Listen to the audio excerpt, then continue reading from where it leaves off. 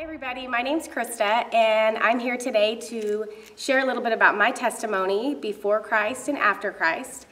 And just kind of to start off, I accepted Jesus into my heart when I was in junior high. I believed in God and believed that He sent Jesus to die for me, but there was no relationship. And high school came quick, and everything just kind of started in high school for me. I started drinking and partying quite often, and just like many of my friends and many kids these days go down the wrong path in high school with drugs and alcohol. And sadly, the demon of addiction set in pretty quick, and I pretty much drank and partied through all of my 20s. I went to college went 1 year of college right out of high school and dropped out because I wanted to work full time. I wanted to make money. I was chasing dollar signs, and I was finding my identity in work and my career and what the world said was good, and my accomplishments. So I did that for several years. I worked and partied really through all of my 20s.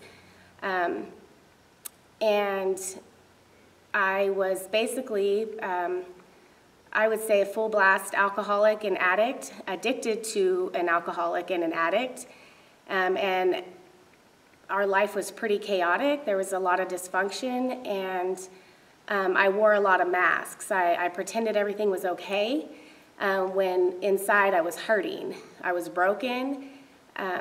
There was just a confusion. I didn't understand why we had landed in the position that we were in, and what was missing, and what was what was really going on. And things were hectic. Things were chaotic, and a lot of drinking, a lot of drugs, a lot of heartache, a lot of sadness, a lot of brokenness. And it wasn't until my daughter was born that I really started. I would just look at her and think, this isn't. I don't want her to go down this path. I don't want her to go down the same path as me, and this isn't right. It didn't feel right, and I was really sad about the whole situation, but I would try to change it. I would try to stop it, and I couldn't. I couldn't stop drinking. Our family was filled with addiction. There was nothing good that was going to happen for her. I could feel it, and after I had her, I got right back into work and the routine and my identity, and I chasing my career, and didn't matter how much money I made, I still wanted more. I wanted another raise, another promotion, and I just kept working hard, and that was what life was about. I worked hard, and I deserved a beer. I deserved to drink after work because I worked hard and I deserved it. So that was our life, and it was ugly when I look back at it. I now not only did those things that I usually did, but I did it with a baby, and it started breaking my heart. So after she was about 4, I couldn't get it together. I couldn't stop drinking. I was broken. I needed to numb the pain. I was, I was at a standstill, and something had to be done. So I believe it was she was 4, and it was just one night. I remember after I put her to sleep, I was extremely intoxicated, and I cried out to God, and He met me right where I was. And all I could feel in my soul was, you've got to get out of here. It's time to go. Are you tired? Have you had enough? And I felt it. It was time to move. And California was the only life that I knew. I was born and raised in Bakersfield, California. And so my parents had moved to Kentucky about 10 years ago. So that was what I felt. It's time to go. We're going to Hopkinsville. We're going to Kentucky. And so I began to move my feet and get that process going, and that was 2 years ago. It was about August 2 years ago, and by 2015 October, we were headed out here. We were moving, we packed up, we left everything behind, and we were going to start a new life. And looking back in hindsight, I had no idea what was about to happen. We got back here and started getting settled. We were going to stay temporarily with my parents while we got established. However, the company I worked for, there was no stores here in Hopkinsville, so I was going to have to drive to Nashville, which I did, about an hour drive. So every day I drove to Nashville, and next thing I knew, I was right back in the old routine. I spent most of my days and hours at work, or on the road to work or home from work, and then the sorrow and the sadness and the heartache just kept intensifying, and I didn't know what to do at that point. I kept driving back and forth. As soon as I got out of work, I was ready to hit the liquor store. I needed to start numbing the pain because it was real and it hurt. I just, looking at where I had landed in life and what had happened, I was overwhelmed with heartache. So that's what I did. So I guess it was December. The Lord started working through my daughter. My parents would bring her here to church, and she would say, "Mommy, why aren't you coming to church? Why aren't you coming?" And of course, I have to work. Mommy has to work. Maybe next time. And December rolled around, and Christmas time, she was going to be in the little play. And of course, I wasn't going to miss that, so I came to her play. And the skit that was in the play was pretty much the exact situation that I was in. And I just felt annihilated. Like, why is this happening? Why am I here? And God just began breaking me down. It was like he showed me that, like a bulldozer had to come in and just everything had to go. It was time. Everything had to go from the past. And it was time to rebuild.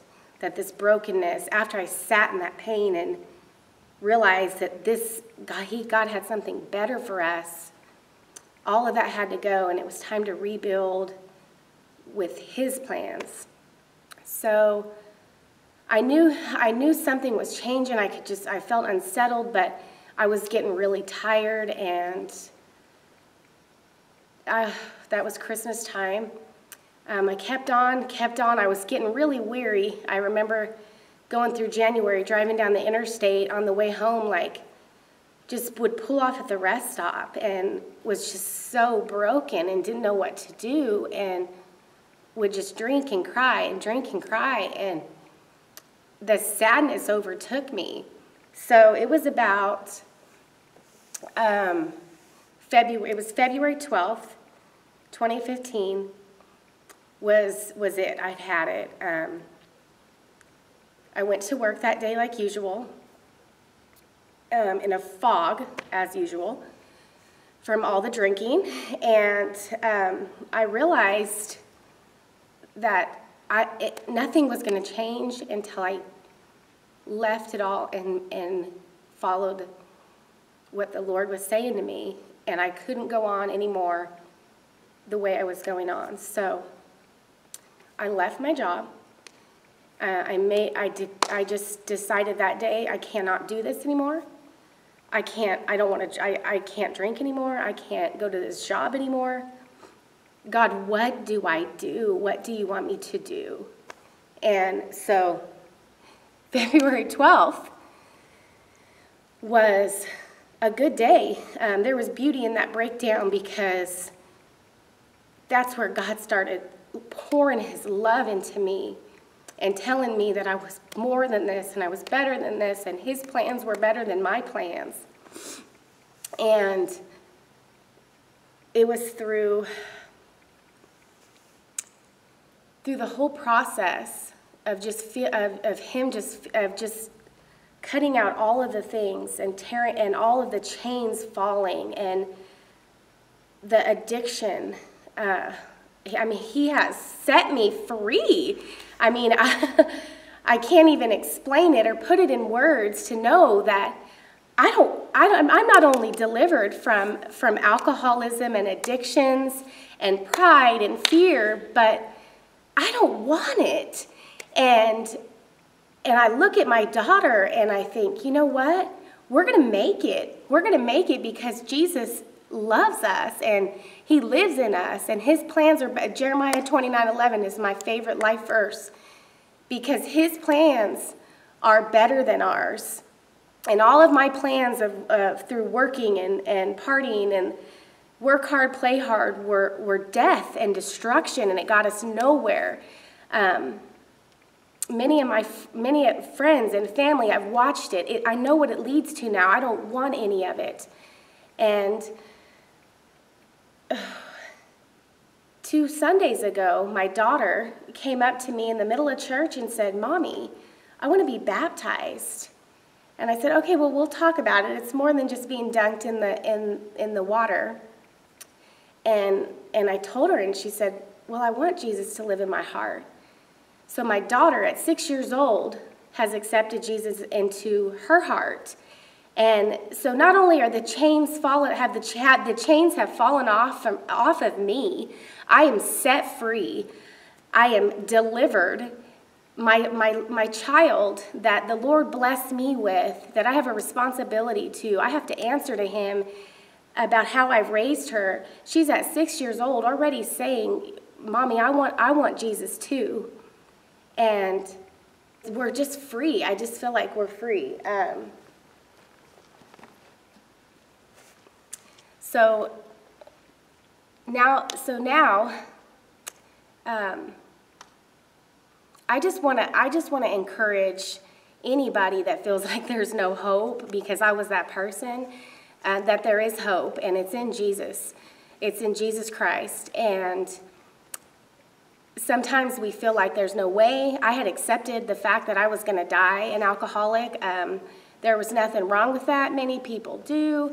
And I had accepted it, and I had enough. So I know that how it feels to be weary, and I know how it feels to have no hope. And I just want to be the face right now that tells you that there is hope and that it is in Jesus. And all you have to do is just set it all down and turn from it. And I'm just thankful. I'm thankful for what he's done. I'm thankful that there's no condemnation. I'm not proud of what I've done. I'm not proud of the person I was, but I'm not that person anymore. I'm redeemed. I'm chosen. I am a daughter of the King. And I don't have to even look at that. I bring that up just to show you that there is hope for you. There is hope for the lost and the broken, but it's all in Jesus. It's not in a rehab. It's not in a drug, a pill.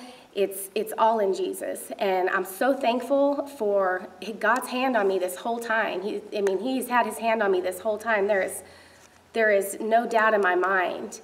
And he has just picked me up and set me free, and I just declare victory over, just victory for my life, for my daughter's life, and for her children's life. And I'm thankful, and I just want to just encourage anybody that doesn't know where to turn. I promise it's Jesus. Thank you guys for watching, and I pray blessings over you all.